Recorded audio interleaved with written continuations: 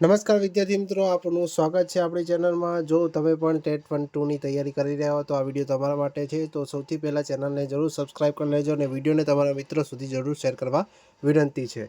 તો સૌથી પહેલાં આપણે વાત કરીએ કે હવે આ વિડીયોની અંદર આપણે ક્લાસ 7 જોવાના છે। તો ક્લાસ 7માં આપણે એરિક્સન, મોન્ટેસરી, ફ્રોબેલ, કોહલબર્ગ સિદ્ધાંત અને તેના શૈક્ષણિક ફલિતાર્થ જોવાના છે। તો સૌથી પહેલાં તમે હજુ 1 થી 6 વિડીયો ના જોયા હોય તો વિડીયો ચેનલમાં જઈને પ્લેલિસ્ટ આપણે બનાવેલી છે, એ પ્લેલિસ્ટમાં તમે 6 વિડીયો જોઈ શકો છો અને તમે કમેન્ટ કરીને તમારો અભિપ્રાય જરૂર આપી શકો છો।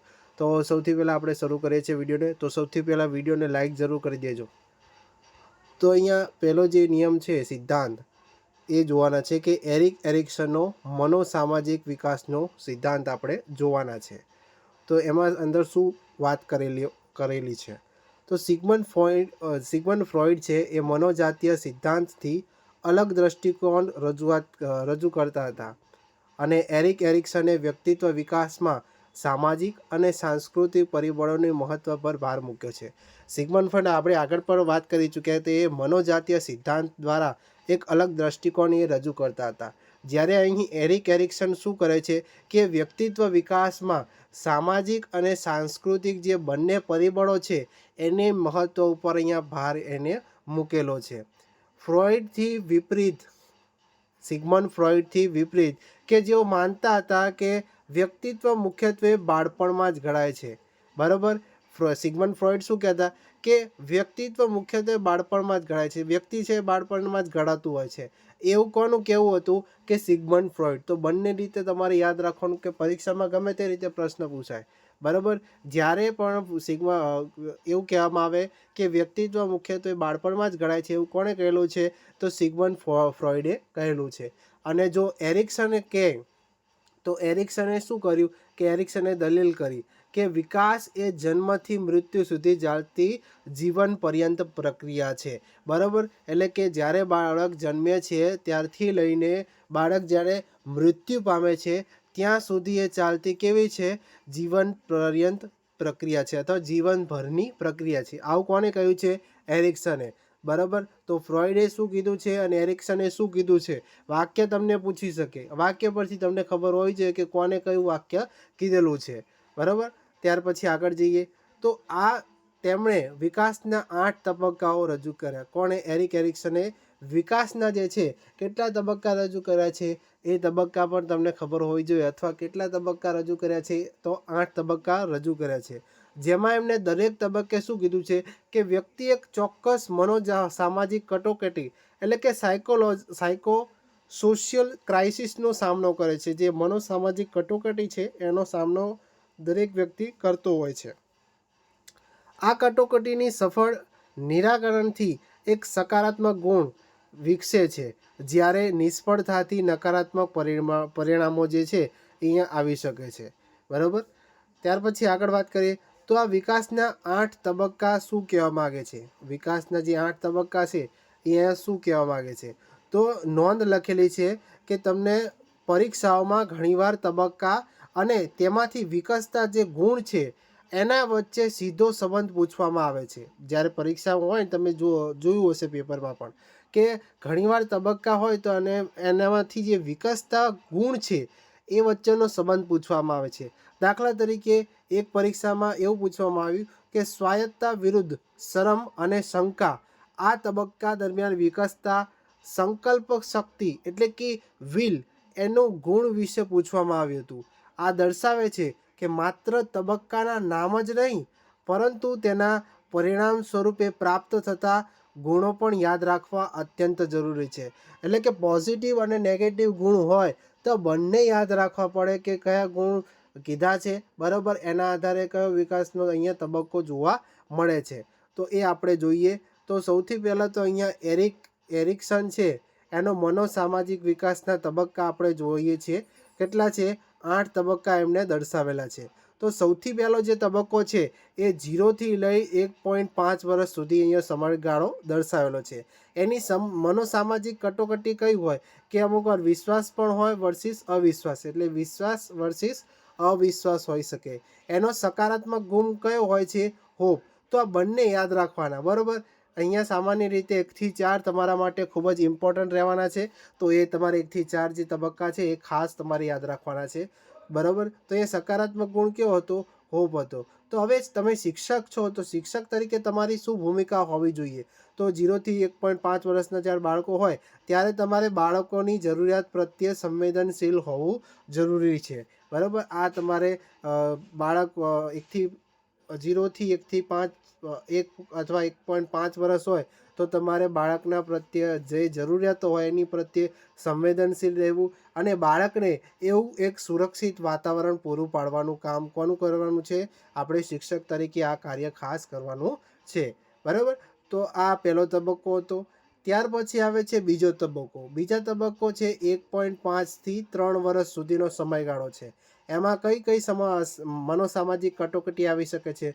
તો સ્વાયત્તતા પણ આવી શકે છે અથવા શરમ અથવા શંકા. તો એક શું છે? પોઝિટિવ દર્શાવેલું છે અને એક નેગેટિવ.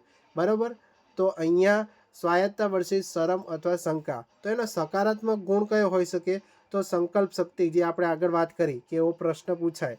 હવે એની અંદર આપણે 1.5થી 3 વર્ષના હોય તો આપણે શિક્ષક તરીકે કઈ ભૂમિકા ભજવવી જોઈએ? તો બાળકને પોતાની રીતે કામ કરવાની તમારે તક આપવી જોઈએ. બરાબર. બાળક પોતે કામ કરી શકે તો જ એ સારી આપણી ભૂમિકા રહેશે અહીંયા. ત્યાર પછી અહીંયા ત્રીજો તબક્કો છે. એ તબક્કો 3થી લઈને 5 વર્ષ સુધીનો આની અંદર સમયગાળો આવે છે. તો એની અંદર આપણે જે મનોસામાજિક કટોકટી કહી શકાય. તો સૌથી પહેલાં તો પહેલ વૃત્તિ છે વર્સિસ દોષ ભાવ થવો. બરાબર. એનો સકારાત્મક ગુણ તરીકે કયું છે કે હેતુ, એટલે કે પર્પસ શું છે? બરાબર. તો શિક્ષકની અહીંયા ભૂમિકા શું રહેવાની છે? ખૂબ જ અગત્યની ભૂમિકા રહેવાની છે એની અંદર કે બાળકને જિજ્ઞાસાને પ્રોત્સાહન આપવું. બાળકને કેટલું જિજ્ઞાસા છે, કોઈ પણ વસ્તુ શીખવાની કેટલી જિજ્ઞાસા છે, તો એને શું કરવાનું છે? તમારે પ્રોત્સાહન આપવાનું છે. નવા પ્રયત્નો કરવા દે. બાળક જો નવું પ્રયત્ન કરતું હોય, કંઈક નવું બનાવવાની ઈચ્છા હોય, નવું પ્રયત્ન કરતો હોય જાતે, તો એ બાળકોને નવા પ્રયત્નો કરવા દેવા અને એ નવા પ્રયત્નો કરવા માટે એને પ્રોત્સાહિત પણ કરવા જોઈએ. ત્યાર પછી પ્રશ્ન પૂછવા પ્રોત્સાહિત કરવું. બરાબર. બાળકો એકબીજાને પ્રશ્ન પૂછી શકે, તમને પ્રશ્ન પૂછી શકે. તો આ તમારી શું છે? એક શિક્ષકની ભૂમિકા છે. તો આ પણ આ ખાસ તમારે યાદ રાખવાનું રહેશે. નેક્સ્ટ આપણે જોઈએ ચોથો તબક્કો છે 5થી લઈને 12 વર્ષના સુધીના જે બાળકો છે એનો આ તબક્કો છે. બરાબર. વિકાસનો. તો એની અંદર શું થઈ શકે છે? તો એની અંદર મનોસામાજિક એ કટોકટી છે તેમાં ઉદ્યમ વર્સિસ લઘુતા અહીંયા જોવા મળે છે. તો એની અંદર સકારાત્મક ગુણ તરીકે ક્ષમતા જોવા મળે છે, એટલે કે કોમ્પિટન્સ જોવા મળે છે. એની અંદર શિક્ષક જે છે, શિક્ષક તરીકે તમારે કઈ ભૂમિકા ભજવવાની છે? તો વિદ્યાર્થીઓને પ્રોજેક્ટ કાર્ય આપવું, જૂથ કાર્ય આપવું, સ્પર્ધામાં ભાગ લઈ શકે એવું પ્રોત્સાહિત કરવું. બરાબર. તો આ 5થી લઈને જે 12 વર્ષ છે, બરાબર, 5થી લઈને 12 વર્ષ જ્યારે હોય છે બાળકોના, તો હવે તમારે 5થી લઈને 12 વર્ષના વિદ્યાર્થીઓને સ્પર્ધામાં ભાગ લઈ શકે. બરાબર. અલગ અલગ સ્પર્ધા કરી શકો, ચિત્ર સ્પર્ધા લખી શકો, નિબંધ સ્પર્ધા છે. તો એ સ્પર્ધામાં ભાગ લેવા માટે એ વિદ્યાર્થીઓ અથવા બાળકોને તમારે પ્રોત્સાહિત કરવાની છે. બરાબર. અને જો એ બાળક સફળ થાય છે, બરાબર, તો એ જો પહેલો નંબર લાવે છે, બીજો નંબર લાવે છે એ સ્પર્ધાની અંદર, તો હવે તમારે એની સફળતાની પ્રશંસા પણ તમારે કરવી જોઈએ. બરાબર. તો જેથી વિદ્યાર્થીઓને જે પ્રોત્સાહન મળી શકે. ત્યાર પછી 5મો તબક્કો આવે છે અહીંયા 12થી લઈને 18 વર્ષના બાળકો માટે છે. તો એની અંદર મનોસામાજિક કટોકટી કઈ હોય છે કે સૌથી પહેલાં પોતાને ઓળખે અથવા તો એવું થઈ શકે કે ભૂમિકાની ગૂંચવણ અહીંયા ઊભી થતી હોય છે. બરાબર. તો હવે એની અંદર સૌથી સારું આપણે કહી શકીએ સકારાત્મક ગુણ કયો હોય છે? વફાદારી હોય છે, એટલે કે ફિડેલિટી. તો અહીંયા શિક્ષક તરીકે તમારે અહીંયા કઈ ભૂમિકા ભજવવાની છે? તો વિદ્યાર્થીઓને કારકિર્દી શોધવામાં મદદ કરવી. બરાબર. આગળ જઈને કરિયરમાં શું કરી શકે એ વિદ્યાર્થીઓને શોધવામાં તમારે મદદ કરવી જોઈએ. વ્યક્તિગત મૂલ્યોને ઓળખવામાં સહાય કરવી જોઈએ. વ્યક્તિના જે મૂલ્યો હોય છે એને ઓળખવામાં એને સહાય કરવી જોઈએ. વિવિધ ભૂમિકાઓ અજમાવવા પ્રોત્સાહન આપવું જોઈએ. અલગ અલગ ફિલ્ડમાં અથવા અલગ અલગ જગ્યાએ એને ભૂમિકાઓ અજમાવવા માટે એને પ્રોત્સાહન આપવું જોઈએ. હવે જ્યારે બાળક જે છે 18થી જે બાળક પછી હવે થોડું યંગ થઈ જશે એટલે તબક્કો જ્યારે 18થી લઈને 40 વર્ષ હોય બરાબર, ત્યારે એની મનો સામાજિક કટોકટી કઈ હોય છે, તો એની આત્મીયતા આવે છે અને સાથે સાથે એક પોઝિટિવ છે અને એક નેગેટિવ, એક આત્મીયતા પણ આવે છે અને સાથે સાથે એકલતા પણ આવે છે. એટલે કે અહીંયા જે વિદ્યાર્થી છે એકલતા અનુભવતો હોય છે 18થી લઈને 40 વર્ષ સુધી. તો એની અંદર તમારે શું કરવું, સકારાત્મક ગુણ કયો હોય છે કે એનો પ્રેમનું અહીંયા સકારાત્મક ગુણ જોવા મળે છે.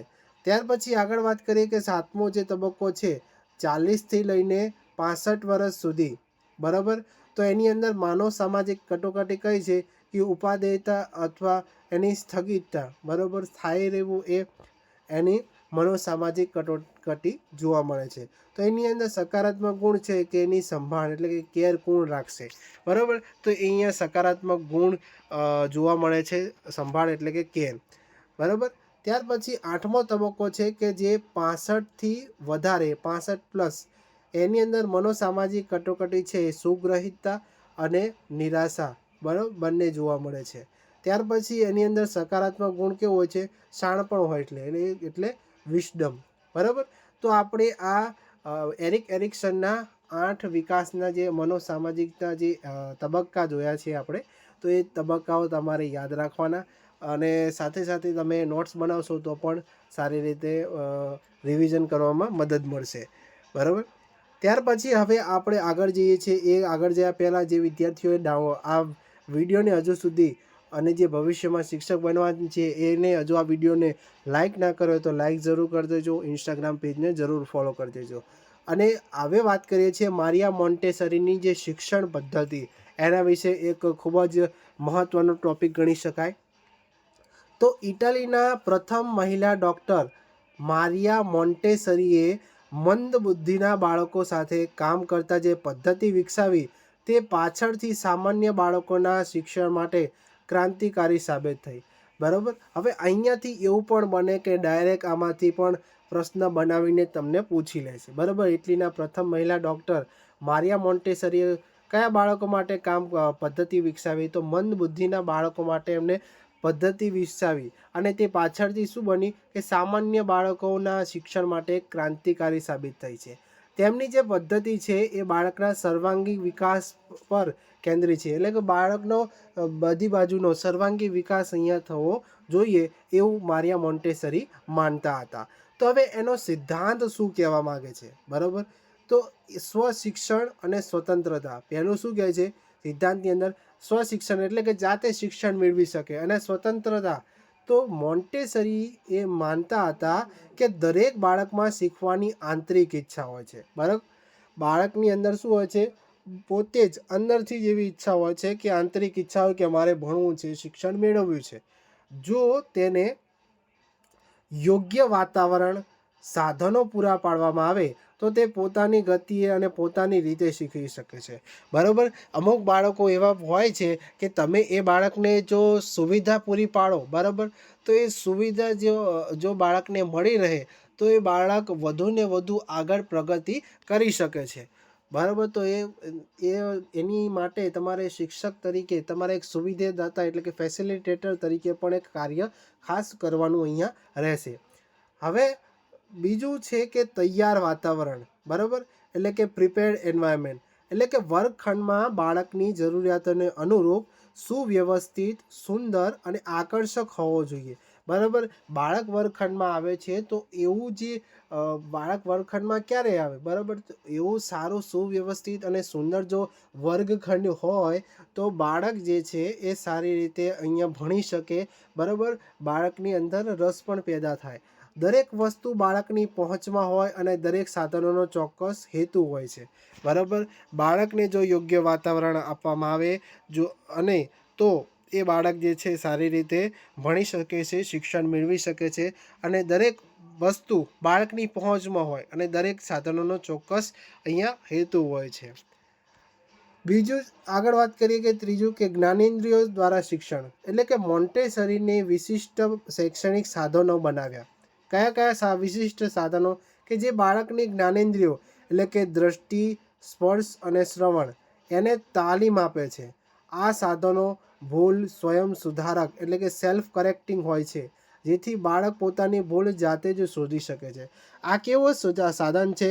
બરાબર, વિઝ્યુઅલ ઓડિયો વિઝ્યુઅલ કહી શકીએ. બરાબર, એ દ્રષ્ટિ સ્પર્શ અને અડી શકે. બરાબર, સ્પર્શ એટલે કે અડી શકે એવા, શ્રવણ એટલે કે સાંભળી શકે. તો એ તાલીમ દ્વારા જે એવા સાધનો જે છે એને જાતે જ વિદ્યાર્થી પોતે જ એટલે કે સ્વ શિક્ષણ, બરાબર, જાતે જ એ જે પોતાની ભૂલ હોય તો જાતે જ શોધી શકે. બરાબર, તો અહીંયા જ્ઞાનેન્દ્રિયો દ્વારા શિક્ષણની પણ અહીંયા વાત કરવામાં આવી છે. હવે એની અંદર શિક્ષકની શું ભૂમિકા હોય? તો શિક્ષક માત્ર જ્ઞાનદાતા નથી. બરાબર, શિક્ષકને માત્ર જ્ઞાન નથી આપવાનું, પરંતુ અહીંયા નિર્દેશક એટલે કે એક ડાયરેક્ટર તરીકે પણ અહીંયા કાર્ય કરવાનું છે. હવે તમે જોશો પિક્ચરો તમે અમુક જોયા હશે તો એમાં પણ ડાયરેક્ટર શું છે કે માત્ર જ્ઞાન નથી જતો પણ ડાયરેક્ટ કરે છે, કે નિર્દેશક તરીકે પણ, અથવા તો એવું કહી શકીએ કે માર્ગદર્શક તરીકે, અથવા આપણે આગળ વાત કરીએ કે ફેસિલિટેટર તરીકે પણ કાર્ય તમારે અહીંયા કરવાનું રહેશે. તો અહીંયા તમારે શબ્દ શું છે? નિર્દેશક એટલે કે ડાયરેક્ટર અથવા માર્ગદર્શક તરીકે પણ તમારે કાર્ય કરવાનું છે. એને એક યોગ્ય માર્ગ પણ તમારે જ આપવાનો રહેશે શિક્ષક તરીકે. તેનું મુખ્ય કાર્ય બાળકના કાર્યનું નિરીક્ષણ કરવું અને જરૂર પડે ત્યારે મદદ કરવાનું એટલે શું છે? તમારે ફેસિલિટેટર તરીકે પણ તમારે કાર્ય કરવાનું, એટલે સુવિધાદાતા તરીકે. બરાબર, ઇંગ્લિશમાં શબ્દ છે એટલે સુવિધાદાતા તરીકે પણ તમારે જરૂર પડે ત્યારે સીધી જ મદદ કરવાની છે, સીધો હસ્તક્ષેપ કરવાનો નથી. હવે બાળક જો કોઈક વસ્તુને કંઈક પોતાની જાતે જ તૈયાર કરવા માગે છે તો એને જાતે કરવાનું. જો બાળક કંઈક અટકાય અને તમને પૂછે તો તમારે એને સુવિધા પ્રદાન કરવાની છે. બરાબર, તો આ તમારી શિક્ષકની ભૂમિકા અહીંયા તમારે રહેવાની છે. ત્યાર પછી એનો શૈક્ષણિક ફલિતાર્થ શું છે? એનો જે સાર શું કહી શકીએ? તો આ પદ્ધતિમાં બાળકમાં આત્મવિશ્વાસ, આત્મશિસ્ત એટલે જે જાતે જ શિસ્તતા કેળવે, એકાગ્રતા જે જાતે જ કોન્સન્ટ્રેશન કરી શકે અને શીખવા પ્રત્યેનો પ્રેમ વિકસાવે છે. મહાત્મા ગાંધીજીએ પણ મોન્ટેસરીના જે શિક્ષણમાં રહેલા વિશ્વાસ અને શાંતિના તત્વની પ્રશંસા કરી હતી. બરાબર, ગાંધીજીએ પણ આ વિશ્વાસ અને શાંતિના જે તત્વ છે એની પ્રશંસા કરી હતી. બરાબર, જે દર્શાવે છે કે આ પદ્ધતિ માત્ર શૈક્ષણિક જ નહીં પરંતુ નૈતિક અને સામાજિક મૂલ્યોના ઘડતર સાથે પણ ઊંડો સંબંધ ધરાવે છે. તમને ખબર છે, બરાબર, કે ગાંધીજી કેવા હતા? અહિંસા પ્રેમી હતા. બરાબર, એટલે કે એમને હિંસા કરવી ગમતી નથી. બરાબર, તો હિંસા કરવી જોઈએ નહીં એવું પણ ગાંધીજી માનતા હતા. તો અહીંયા એટલા માટે કીધું કે મોન્ટેસરીના શિક્ષણમાં શું છે? વિશ્વાસ અને શાંતિ છે.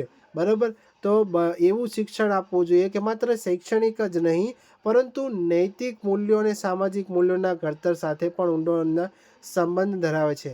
કઈ મોન્ટેસરીએ જે દર્શાવ્યું, બરાબર, એ શિક્ષણ પદ્ધતિ દ્વારા.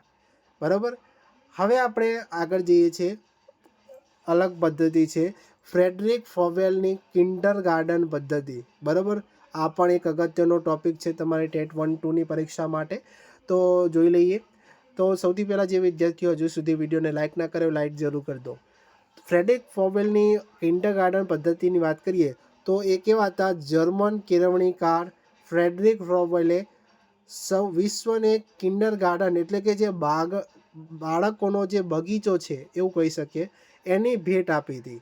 તેમની ફિલોસોફી મુજબ બાળક એક છોડ સમાન છે જેને વિકસવા માટે યોગ્ય વાતાવરણ અને માવજતની જરૂર હોય છે. તમને ખબર જ હોય, બરાબર, કે જ્યારે પણ આપણે કોઈ છોડ કે વૃક્ષને વાવીએ છીએ તો એને વિકસવા માટે યોગ્ય વાતાવરણ અને માવજતની જરૂર પડે છે. બરાબર, કે ખાલી વાવી દીધું એ પૂરતું હોતું નથી, એની માવજત પણ એટલી જ જરૂરી હોય છે. અને શિક્ષક એ એક માળી છે જે આ કાર્ય કરે છે. બરાબર, શિક્ષકે જે પણ કાર્ય કરે છે બાળકને જે વિકાસ બાળકના જે બુદ્ધિનો વિકાસ કરવા માટે, બરાબર, એને પ્રગતિ આગળ લાવવા માટે જે પણ કાર્ય કરે છે, તો માત્ર એવું નથી કે બાળકને માત્ર ચોપડીઓ જ્ઞાન આપી દીધું તો એટલા જ પૂરતું છે. બાળકને શું કરવાનું છે કે બાળક આગળ જઈને સમાજમાં નૈતિક મૂલ્યો શીખી શકે એવું પણ શિક્ષણ આપણે આપવાનું છે. સુવિધાદાતા પણ તરીકે આગળ ઉપયોગ કરવાનો છે. બાળકનો સર્વાંગી વિકાસ થવો જોઈએ, બરાબર. તો એ તમારે કાર્ય શિક્ષક તરીકે કરવાનું રહેશે. હવે આગળ વાત કરીએ તો એના મુખ્ય સિદ્ધાંતો શું છે, બરાબર.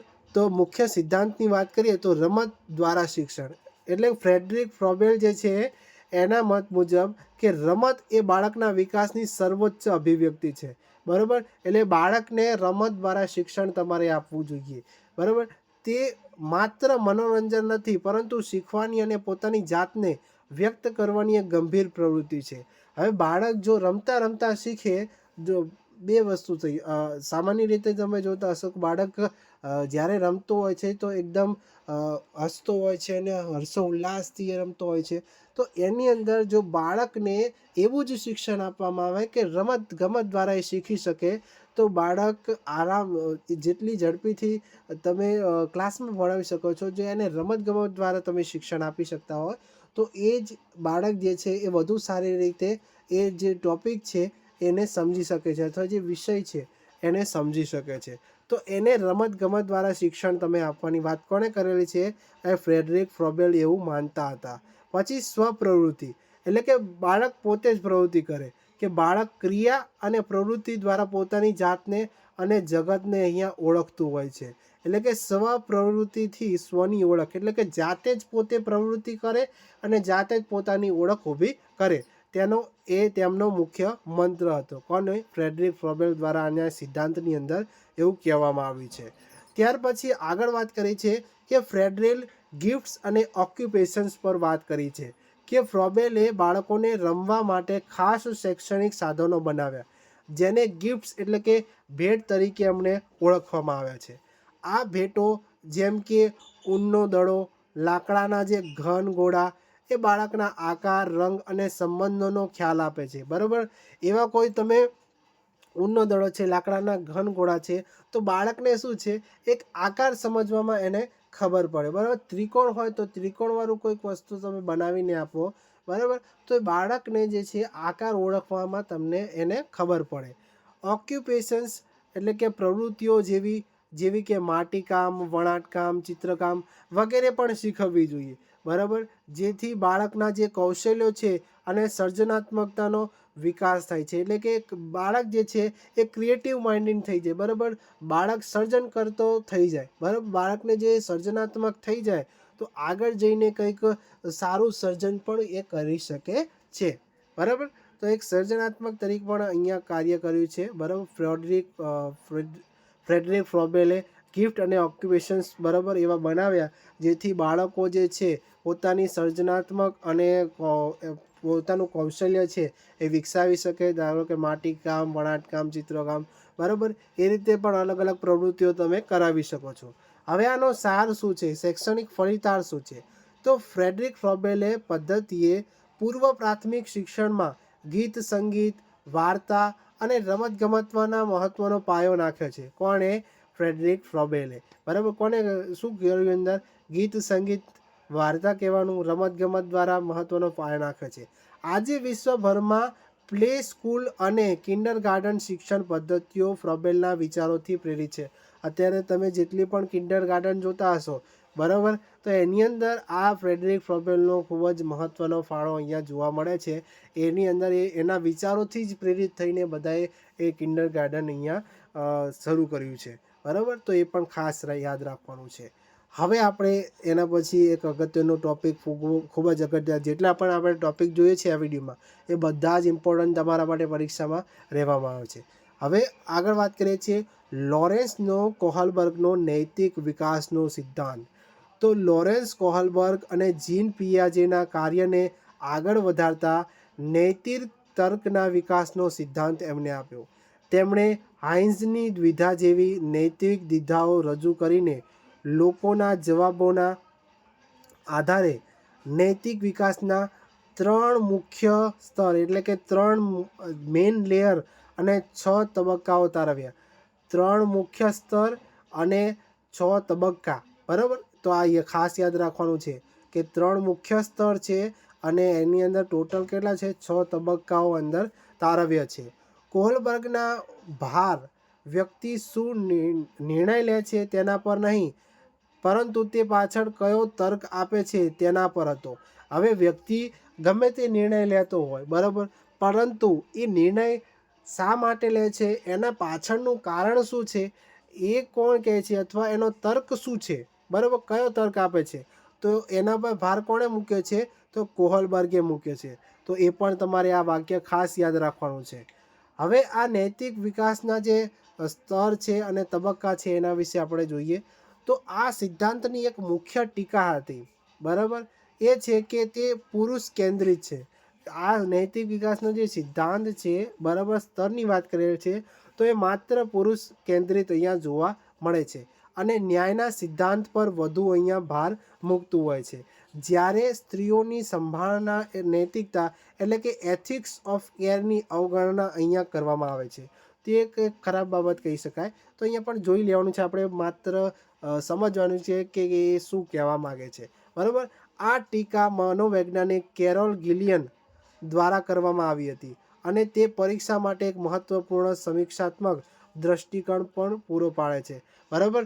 કોણે એવી અવગણના કરી હતી, બરાબર, કોણે એવું કીધું હતું? તો કેરોલ ગિલિયને આ કીધું હતું કે આ સિદ્ધાંતની મુખ્ય ટીકા કઈ છે કે પુરુષ કેન્દ્રિત છે, બરાબર, અને જે ન્યાયના સિદ્ધાંત પર વધુ ભાર મૂકે છે, બરાબર. હવે અહીંયા સ્તર જોઈએ છે. સૌથી પહેલાં સ્તર હશે, એના પછી સ્ટેજ, પછી એના પછી નૈતિક તર્કનો આધાર કયો છે, અને હાઇન્ઝે દવા ચોરવી જોઈએ, આ પ્રશ્નનો સંભવિત તર્ક પણ આપણે જોવાના છે. તો સૌથી પહેલાં તો આપણે અહીંયા જોઈએ તો પૂર્વ પરંપરાગતની જ્યારે વાત કરવામાં આવે એટલે કે પ્રી કન્વેન્શનલ સ્ટેજ, બરાબર. પ્રી કન્વેન્શન ઇંગ્લિશ નામ પણ તમારે યાદ રાખવાનું. એની અંદર 2 ભાગ જોવા મળે, બરાબર, એના પેટા 2 ભાગ મળે. એટલે પહેલું છે શિક્ષા અને આજ્ઞાપાલન. તો એની અંદર આગળ વાત કરીએ તો જે છે નૈતિક તર્કનો આધાર શું છે? તો સજાથી બચવું. અને હાઇઝનબર્ગની વાત કરીએ તો ના, કારણ કે જો તેને પકડાઈ જશે તો તેને જેલમાં જવું પડશે, બરાબર. તો આ શું છે? સજાથી બચવું એવું જોવામાં આવે છે પૂર્વ પ્રી કન્વેન્શનલ સ્ટેજ. બીજું છે સાધનાત્મક સાપેક્ષવાદ, બરાબર. તેની અંદર બદલાની ભાવના અને પોતાનો ફાયદો જુએ છે, બરાબર. તો કે હા શું છે આ સાચું છે? તો કે હા, કારણ કે જો તે પોતાની પત્નીને બચાવશે તો જ તે તેની ભવિષ્યમાં તેની પત્ની તેની સંભાળ રાખશે. તો આ એવું કેવું છે કે સંભાવના દર્શાવે છે, બરાબર. કેવી છે? હાઇન્ઝે દવા ચોરવી જોઈએ, આ પ્રશ્નનો કેવો છે? એક સંભવિત તર્ક અહીંયા આપેલો છે, બરાબર.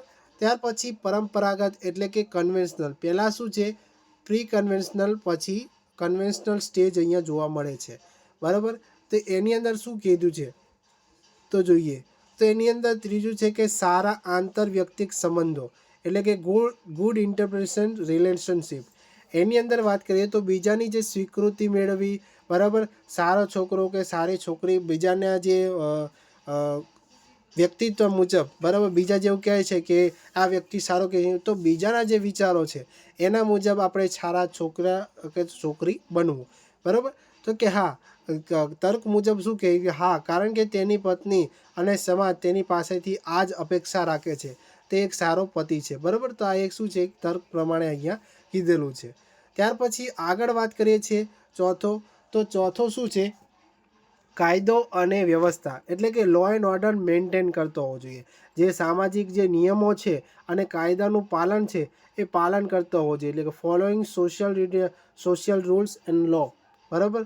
તો કે અંદર શું વિચારે છે કે ના, કારણ કે ચોરી કરવી એ કાયદાની વિરુદ્ધ છે એટલા માટે એવી રીતે વિચારે છે કે મારે ચોરી કરવી ના જોઈએ, કાયદાથી વિરુદ્ધ છે, સમાજને ચલાવવા માટે કાયદા ખૂબ જ જરૂરી છે, બરાબર. તો એવું પણ એ વિચારે છે. કયા સ્ટેજની અંદર?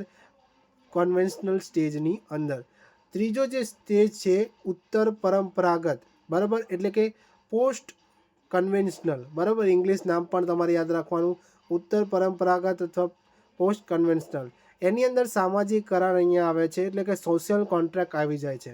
એટલે કે વ્યક્તિગત અધિકારો અને લોકશાહી રીતે સ્વીકૃત કાયદા. બરાબર, તો એની અંદર શું કીધું છે કે હા, કારણ કે જીવનનો અધિકાર એ કાયદા કરતાં વધુ મહત્ત્વનો છે, એટલે કાયદા લોકોની ભલાઈ માટે હોય છે, એટલા માટે અહીંયા કીધું છે પોસ્ટ પરંપરાગતની અંદર કીધું છે. આ શું છે, એની યોગ્ય તર્ક આપેલો છે. બરાબર, ત્યાર પછી એની જ અંદર આવે છે સાર્વત્રિક, એટલે કે સાર્વત્રિક નૈતિક સિદ્ધાંત, એટલે કે યુનિવર્સલ એથિકલ પ્રિન્સિપલ.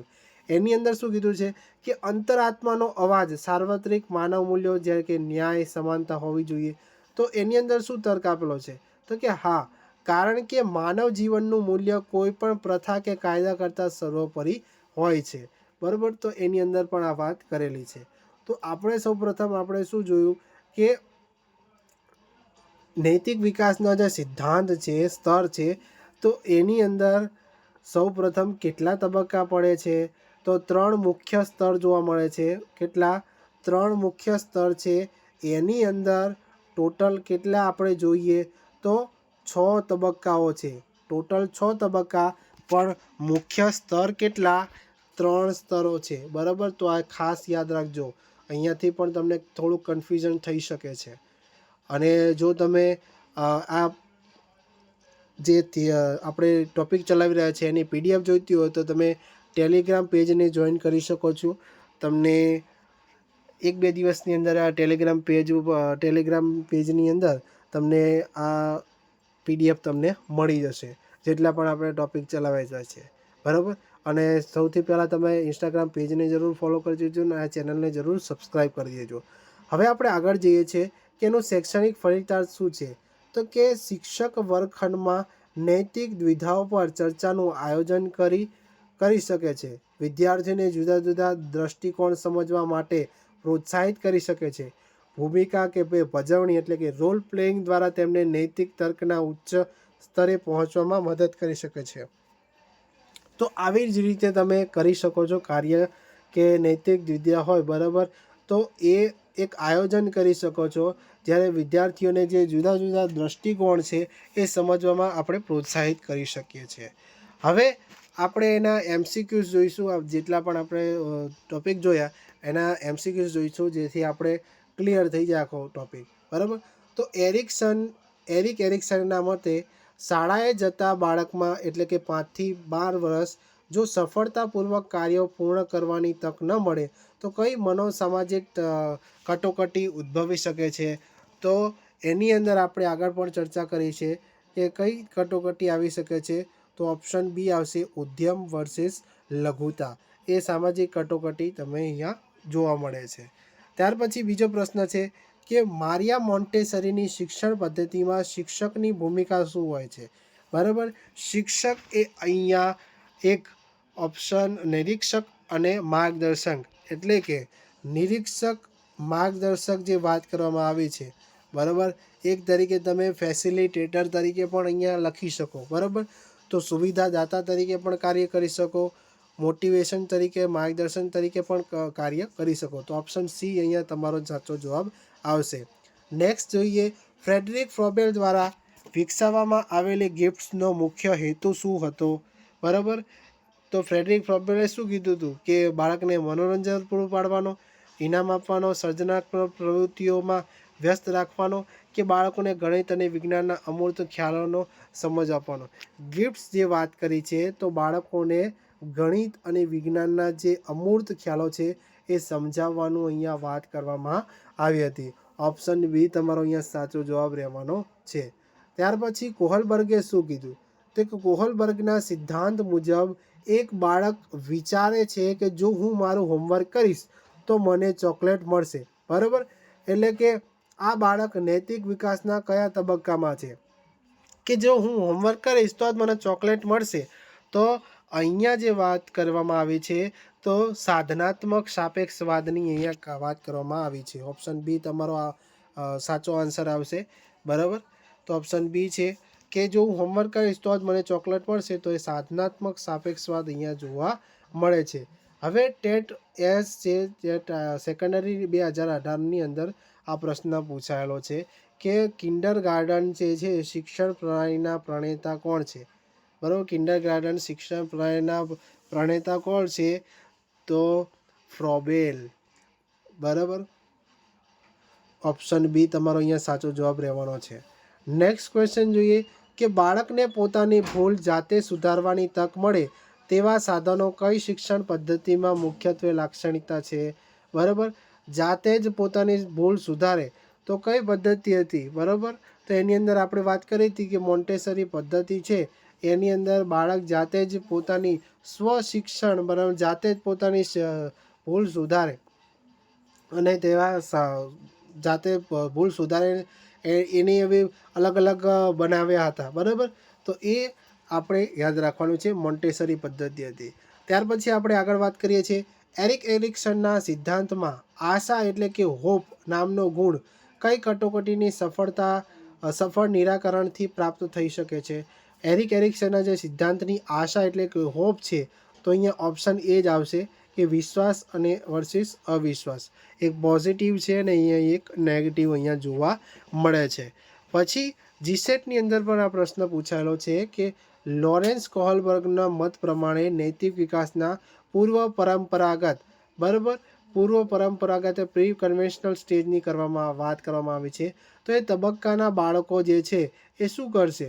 તો વર્તનનું અર્થઘટન કરશે અને તેના વાસ્તવિક પરિણામો જેવા કે સજા કે પુરસ્કારને આધારે તે કાર્ય કરશે. બરાબર. એ વર્તનનું શું છે? અર્થઘટન કરશે અને પરિણામો જે છે વાસ્તવિક પરિણામને આધારે તે કરતા જોવા મળે છે. ત્યાર પછી આગળ વાત કરીએ કે ફ્રોબેલની શિક્ષણ પદ્ધતિમાં બાળકને છોડ અને શિક્ષકને માળી તરીકે જોવામાં આવે છે. આ રૂપક શું સૂચવે છે? કે બાળક છોડ છે અને શિક્ષક માળી છે, તો શું છે અંદર? કે શિક્ષકે બાળકના વિકાસ પર સંપૂર્ણ નિયંત્રણ રાખવું જોઈએ. બાળકના કુદરતી વિકાસ માટે શિક્ષકે યોગ્ય વાતાવરણ પૂરું પાડવું જોઈએ. તો આની અંદર શું આવે? તો અહીંયા બાળક જે છે એ કુદરતી વિકાસ માટે શિક્ષકે યોગ્ય વાતાવરણ અને પોષણ પૂરું પાડવાનું છે. બરાબર. એટલે એક ફેસિલિટેટર તરીકે કાર્ય કરવાનું છે બાળકના વિકાસ માટે. બરાબર. કે બાળકને શું જરૂરી છે એને વિકાસ કરવાનો છે, તો એના માટે તમારે એની માવજત પણ સારી રીતે કરવાની છે. બરાબર. 10મો પ્રશ્ન છે કેરોલ ગિલિયને કોહલબર્ગના સિદ્ધાંતની ટીકા કરતા કયા પાસા પર ભાર મૂક્યો હતો? બરાબર. કેના પાસા પર ભાર મૂક્યો હતો કેરોલ ગિલિયને? કે એને શું કીધું હતું કે પોતે પુરુષ વિશે જ કીધું હતું. બરાબર. કે માત્ર પુરુષ આધારિત જ હતી. એ કોહલબર્ગનો જે સિદ્ધાંત હતો એ પુરુષ આધારિત હતું, એટલા માટે એને ટીકા કરી હતી. તો એ સંભાળની નૈતિકતા એટલે કે એથિક્સ ઓફ કેર. બરાબર. તો એ અહીંયા કીધું હતું. તો ઓપ્શન બી તમારે સાચો જવાબ આવશે કે સંભાળની નૈતિકતા. હવે જો તમને આ વિડીયો ગમ્યો હોય તો વિડીયોને જરૂર લાઈક કરજો, શેર કરજો. જેટલા પણ વિદ્યાર્થી મિત્રો ટેટ 1-2ની તૈયારી કરતા હોય બધા વિદ્યાર્થી મિત્રોને શેર કરવા વિનંતી. ચેનલને સબસ્ક્રાઈબ ના કરી હોય તો સબસ્ક્રાઈબ કરીને આ ચેનલને જરૂર સપોર્ટ કરજો અને ઇન્સ્ટાગ્રામ પેજને પણ ફોલો કરી દેજો. ત્યાં પણ આપણે આવા વિડીયો મૂકતા રહીએ છીએ રીલ્સ પ્રમાણે. બરાબર. અને કમેન્ટ કરીને જણાવજો કે તમને આ વિડીયો કેવો લાગ્યો. અને હજુ પણ તમે વિડીયો જોવા માગતા હોય તો જેટલો વિડીયો વધુ શેર કરશો એટલા વિડીયો આપણે જરૂર બનાવવાનો પ્રયત્ન કરીશું અને તમારે મૂકતા રહીશું. બરાબર. હવે એવું થઈ શકે તે વિડીયો જે છે એ થોડાક 1-2 દિવસની અંદર મુકાય. બરાબર.